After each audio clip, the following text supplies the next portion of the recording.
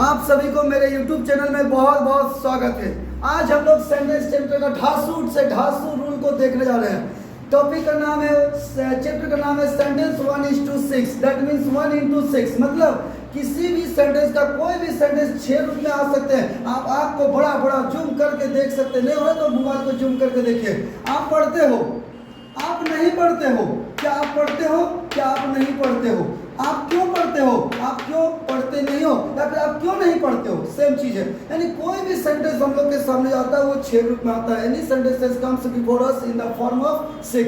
6 रूपों में आते हुए जो 6 रूप आपके सामने दिया गया, इस 6 रूपों का नाम का आज हम जिक्र करने जा रहे हैं। फिलहाल अभी इस टॉपिक में आप पढ़ते हो, इस सेंटेंस को कहा जाता है affirmative sentence. AFFIRMATIVE affirmative sentence. Sentence को मैंने शॉर्ट में लिख दिया है, आप नहीं पढ़ते हो, इसे कहा जाता है नेगेटिव सेंटेंस। नेगेटिव को शॉर्ट में लिख दिया बच्चों, नेगेटिव सेंटेंस। क्या आप पढ़ते हो? इस सेंटेंस को कहा जाता है simple interrogative sentence. Simple interrogative sentence. ऐसे सेंटेंस की शुरुआत में क्या रहेगा? और देखिए, क्या आप पढ़ते हो? इस सेंटेंस का नाम है simple interrogative sentence. Simple interrogative sentence. क्यों इसका नाम सिंपल इंट्रोगेटिव सेंटेंस पड़ा? क्योंकि यह वाक्य जो है सिंपल है, जिसका प्रश्न का जवाब आप आसानी से दे सकते हो। क्या आप पढ़ते हो? दैट मीन्स इसका जवाब आएगा सिर्फ हाँ या ना। हाँ तो हाँ, ना तो ना, कोई और इसका पेचीदा जवाब नहीं है। उसे हम लोग कहते हैं सिंपल इंट्रोगेटिव सेंटेंस। इस सेंटेंस का नाम है सिंपल। इसको मैं शॉर्ट में लिख दे रहा हूं, इसे कहा जाता है सिंपल इंट्रोगेटिव नेगेटिव सेंटेंस। प्यारे बच्चों, सिंपल इंट्रोगेटिव नेगेटिव सेंटेंस आप लिख लीजिए। सुन करके थोड़ा दिखने में दिक्कत होगी, जगह कम पड़ेगा, बाद में खरीदेंगे तो जगह बढ़ा देंगे। आप क्यों पढ़ते हो? इस सेंटेंस का नाम है conditional, CONDITIONAL conditional interrogative sentence. इस सेंटेंस का नाम है कंडीशनल इंट्रोगेटिव सेंटेंस। और एक लास्ट सेंटेंस है, आप क्यों पढ़ते नहीं हो, या फिर आप बोल सकते हो आप क्यों नहीं पढ़ते हो। इस सेंटेंस को कहा जाता है कंडीशनल इंट्रोगेटिव नेगेटिव सेंटेंस। इस सेंटेंस को कहा जाएगा कंडीशनल इंट्रोगेटिव नेगेटिव सेंटेंस। देखिए, अब हम लोग क्या किए, सेंटेंस के नाम के बारे में सीखे। अब हम लोग सीखेंगे 1:6 with helping verb. Helping verb, यानी कोई भी सेंटेंस हम लोग के सामने आता है, उस सेंटेंस में यदि हम लोग हेल्पिंग वर्ब का प्रयोग करेंगे तो उस समय उसका रूल क्या होगा? 1:6 विथ हेल्पिंग वर्ब, उसका रूल क्या हो? देखिए, हेल्पिंग वर्ब में मिस्टेक था, यहाँ पे एच भी होगा, सॉरी। तो 1:6 with helping verb. Helping verb यदि कोई भी वाक्य में आता है तो उसका 6 रूप कैसे बनेगा, उसका 6 रूप बनाने का रूल क्या होगा, यही चीज हम लोग सीखने जा रहे हैं इस टॉपिक में। क्लियर है? तो देखिए, सबसे पहले बहुत बच्चे को यह भी टेंशन होता है कि हेल्पिंग वर्ब क्या है। तो देखिए मेरे प्यारे विद्यार्थी, हेल्पिंग वर्ब के बारे में मैंने वीडियो छोड़ा है, और यदि थोड़ा दिक्कत होगा तो मैं इसका एक बार फिर से आगे जिक्र कर दूंगा। एक्चुअली हेल्पिंग वर्ब जो होता है वो होता है 11। टोटल हेल्पिंग वर्ब है 11, जिसमें से है इज एम आर, कितना हुआ 3, डू डज, कितना हुआ 5, has have had, sorry is am are 3, do does 3 2 हो गया 5, और हैज हैव 2 7। ये 7 हेल्पिंग वर्ब का प्रयोग प्रेजेंट में क्या होता है। रहा 4 हेल्पिंग वर्ब और बाकी रहा, वो 4 हेल्पिंग वर्ब हो गया वाज वेयर, 2 हैड 3, और 1 हो गया आपका डिड। ये 4 हेल्पिंग वर्ब, यानी टोटल ये 11 हेल्पिंग वर्ब होता है। और कभी भी कोई सेंटेंस हम लोग बनाते हैं तो उसमें यदि 11 हेल्पिंग वर्ब में से किसी एक हेल्पिंग वर्ब का प्रयोग करना पड़े, उस समय सेंटेंस का रूल कैसे बनेगा, वो रूल हम लोग इस टॉपिक में देखेंगे। तो देखिए मेरे प्यारे विद्यार्थियों, फर्स्ट सेंटेंस जो हम लोग नाम दिए थे उसका नाम था अफर्मेटिव सेंटेंस। तो हम यहाँ पे जो लिखे AR का मतलब आज का रूल, आरती का रूल नहीं, AR का मतलब होता है अफर्मेटिव रूल। आर से रूल समझिएगा, ए से अफर्मेटिव, जैसे उसमें अफर्मेटिव सेंटेंस था, यहाँ अफर्मेटिव रूल होगा। और रूल क्या होता है, सब लोग ये सब बेसिक चीजें, कॉमन सी चीजें इसको जानते हैं। फिर आगे हम सिखाएंगे कि सब्जेक्ट के बाद हेल्पिंग वर्ब क्या होता है, बाद में क्या होता है, पहले क्यों नहीं आता है, बहुत कुछ सिखाया जाएगा। ठीक है, तो अफर्मेटिव रूल क्या होता है, subject plus helping verb plus verb plus object. या वर्ब का मतलब वर्ब का 5 रूप में कोई भी आ सकता है जब दरकार जैसा पढ़े। क्लियर है? आगे आएगा एन आर का मतलब नेहा का रूल नहीं, नेगेटिव रूल। एन आर से होगा आपका नेगेटिव रूल। इसमें क्या होगा, subject plus helping verb plus not plus verb plus object, ये होगा आपका negative rule. Always not is used just after helping verb and just before verb, that means main verb. अगला होगा सिंपल इंट्रोगेटिव रूल। क्या था हम लोग का, सिंपल इंट्रोगेटिव सेंटेंस, वहीं से हम लोग का रूल बन रहा है, तो हो गया सिंपल इंट्रोगेटिव रूल। इसमें क्या होता है, इसमें आपका हेल्पिंग वर्ब बाहर निकल जाएगा, यानी helping verb plus subject plus verb plus object, और लास्ट में interrogative mark, not question mark. ठीक है बाबू, इसको हम लोग क्वेश्चन मार्क नहीं बोलते हैं, इंट्रोगेटिव मार्क मांगूज कह रहे हैं, बोझ की तरह। देखिए अगला क्या होता है, सिंपल इंट्रोगेटिव नेगेटिव रूल। अगला जो हम लोग का होगा क्या होगा, सिंपल इंट्रोगेटिव नेगेटिव रूल। क्या होगा भाई, helping verb plus subject plus not plus वर्बवा और प्लस लास्ट में ऑब्जेक्टवा और लास्ट में इंट्रोगेटिव मार्क। अगला होगा conditional interrogative rule. Conditional interrogative rule यानी कंडीशनल इंट्रोगेटिव सेंटेंस किसको बोलते हैं, वैसा सेंटेंस, वैसा वाक्य या वैसा प्रश्न पूछने वाला वाक्य जिसका जवाब अलग अलग कंडीशन में अलग अलग तरीके से आता है, उसे ही तो कंडीशनल इंट्रोगेटिव सेंटेंस कहते हैं। तो फिलहाल हम लोग रूल सीख रहे हैं। इसमें क्या होगा, पहले हम लोग लिखेंगे QW यानी क्वेश्चन वर्ड बोले तो व्हाट वेयर हाउ व्हेन इस तरह का एक्सेट्रा जो भी है, प्लस लिखेंगे हम लोग helping verb plus subject plus verb plus object और लास्ट में इंट्रोगेटिव मार्क, क्वेश्चन मार्क, हंसवा का चिन्ह। अगला होगा conditional interrogative negative rule. Conditional interrogative negative rule क्या होगा, इसमें question word plus helping verb plus subject plus not plus verb plus object, last में इंट्रोगेटिव मार्क। ये होगा आपका कंडीशनल इंट्रोगेटिव नेगेटिव रूल का। और हम लोग का ये 1:6 विद हेल्पिंग वर्ब 11 होता है, उसमें से कोई भी हेल्पिंग वर्ब आएगा और ये हम लोग 6 रूप सीख गए। क्लियर। देखिए मेरे प्यारे विद्यार्थियों, 1:6 विद हेल्पिंग वर्ब सीख गए। अब हम लोग सीखेंगे 1:6 with modal verb. Modal verb यदि किसी वाक्य में आ जाए तो उसका 6 रूप कैसे बनेगा, तो मेरे प्यारे विद्यार्थी आपको पहले पता होना चाहिए मॉडल वर्ब टोटल होता है 14।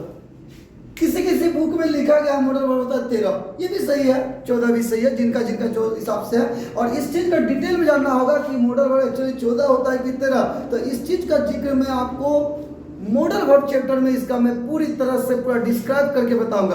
तो फिलहाल हम 1:6 विद मॉडल वर्ब को 14 लेके चलते हैं, क्योंकि यहाँ पे एक मॉडल वर्ब है जिसमें है लेट को लेकर के बहुत सारी कंफ्यूजन बना हुआ है। बहुत सारे राइटर कहते हैं लेट मॉडल वर्ब, बहुत सारे राइटर कहते हैं कि लेट एक मॉडल वर्ब नहीं बल्कि वो एक पार्ट्स ऑफ स्पीच है, वाक्य का एक अंग है, हिस्सा है। तो इसको हम लोग डिस्कस आगे चल के करेंगे। फिलहाल हम लोग मॉडल वर्ब को 14 लेके फिलहाल चल रहे हैं। तो देखिए मॉडल वर्ब यदि आता है तो आपका जो रूल क्या होगा, वो कुछ नहीं, जो हेल्पिंग वर्ब का रूल है वही मॉडल वर्ब का रूल होगा। सिर्फ चेंज क्या होगा, जहाँ हेल्पिंग वर्ब है वहाँ सिर्फ मॉडल वर्ब लिखना है, यानी हम यहाँ पे शॉर्ट में लिख कर दे रहे हैं, एच को हटा के हम यहाँ MB कर देते हैं, दैट मॉडल वर्ब। यानी जहाँ जहाँ हेल्पिंग वर्ब है वहाँ आपका मॉडल वर्ब होगा।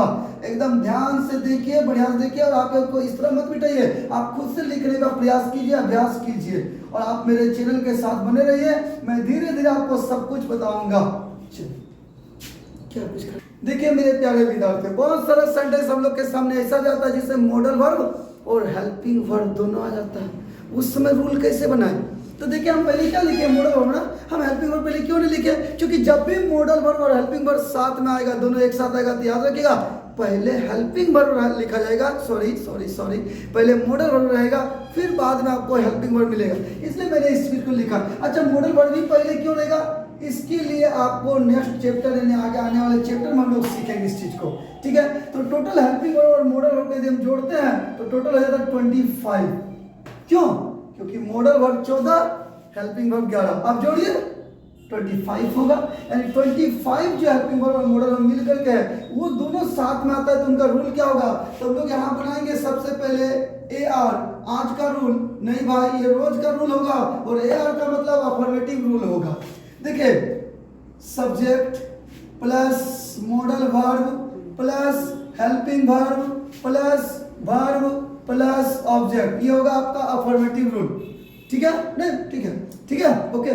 तो देखिए आगे होता है नेगेटिव रूल, मतलब हम आपसे पूछना चाह रहे थे ओके।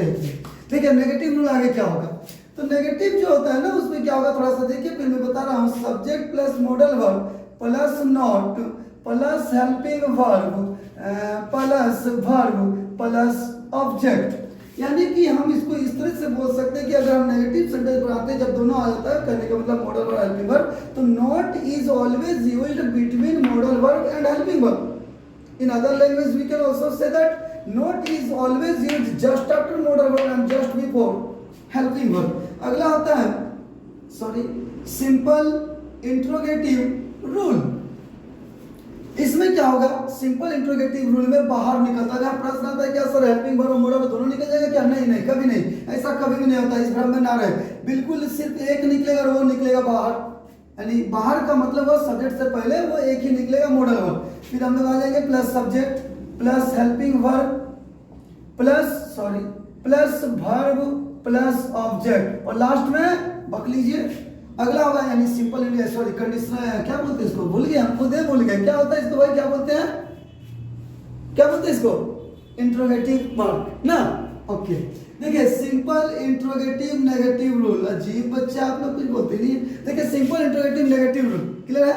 अब इसका रूल बना लेते हैं। इसमें क्या होगा, इसमें हम लोग आएगा modal verb plus subject plus not plus helping verb plus verb plus object. और इस चीज को ना, इस रूल को ना 5 बार 6 बार 10 बार बार बार आप लिखिए और बार बार इस रूल को क्लियर कर लीजिए। ये आगे आकर के आपका बोलने में बहुत मदद होगा। देखिए नोट का प्रयोग कहाँ किया गया, दोनों के बीच में किया गया, लेकिन बाहर निकलने की जब बात है सिंपल इंट्रोगेटिव में, क्वेश्चन वाला वाक्य में, प्रश्न वाले वाक्य में, तो सब्जेक्ट से पहले निकलेगा और वो एक ही को निकलेगा। तो ये निकल गया तो हेल्पिंग वर्ब अंदर रह गया। अब नोट जब आएगा तो कहाँ पाएगा, तो सब्जेक्ट को हम हटा नहीं सकते, तो सब्जेक्ट रहने के बाद नोट आएगा। क्लियर। अगला आता है conditional interrogative negative rule. Handwriting क्या समझ में आ रहा है आप लोग को, नहीं आ रहा है तो फिर हम क्या करें। चलो देखिए कंडीशनल इंट्रोगेटिव नेगेटिव रूल, इसमें क्या आता है भाई, question verb plus modal verb plus subject plus helping verb plus verb और प्लस ऑब्जेक्ट, लास्ट में इंट्रोगेटिव वर्ब। क्लियर। अगला आएगा और लास्ट है कंडीशनल इंट्रोगेटिव, यहाँ पे आपका कंडीशनल इंट्रोगेटिव रूल था, अब होगा कंडीशनल इंट्रोगेटिव नेगेटिव रूल को हम लोग देखते हैं। यहाँ क्या होगा, question word plus modal verb plus subject plus not plus helping verb plus verb plus object और लास्ट में इंट्रोगेटिव मार्क। इस तरह से आपका 6 रूप है मॉडल वर्ब और हेल्पिंग वर्ब का हम लोगों ने देखा। यानी आज हम लोग टोटल 6 × 3 यानी 18 रूल के बारे में जिक्र किए हैं। 6 बोले तो वैसा रूल जिसमें हेल्पिंग वर्ब का केवल प्रयोग किया गया था, फिर आगे 6 बोले तो मॉडल वर्ब का प्रयोग जिसमें किया गया था, और ऐसा रूल जिसमें मॉडल और हेल्पिंग वर्ब दोनों आ गया। यानी टोटल हम लोग 18 रूल को सीखे और ये चैप्टर यहाँ पे दी इंड होता है, दी इंड हो जाता है। अब आपको टेंशन हो गया कि यहाँ पे हम दी क्यों बोले भाई, तो देखिए हम इसमें दी का प्रयोग किए क्योंकि THE को द भी पढ़ा जाता है, दी भी पढ़ा जाता है। यदि THE के बाद आपको वोवेल साउंड आ जाए, वोवेल साउंड बोले तो अ से लेकर आ तक, तो आप उसको दी पढ़ोगे। और यदि THE के बाद यदि कॉन्सोनेंट साउंड आ जाए, कॉन्सोनेंट का मतलब ये नहीं कि A E I O U को छोड़कर, नहीं, वो कॉन्सोनेंट हुआ, लेकिन साउंड की बात होती है तो कौन से लेकर ज्ञ तक का अगर हम उच्चारण करते हैं तो उसको हम द पढ़ते हैं। तो फिलहाल हम इसको दी इंड कहेंगे और ये चैप्टर आदि इंड। कैसा लगा मेरा वीडियो, आप लोग लाइक शेयर जरूर कीजिए और ज्यादा से ज्यादा एक जगह शेयर कीजिए और खूब सब्सक्राइब करवाइए, रातों रात इसको, इस मंडल सर को फेमस कीजिए। थैंक यू, धन्यवाद।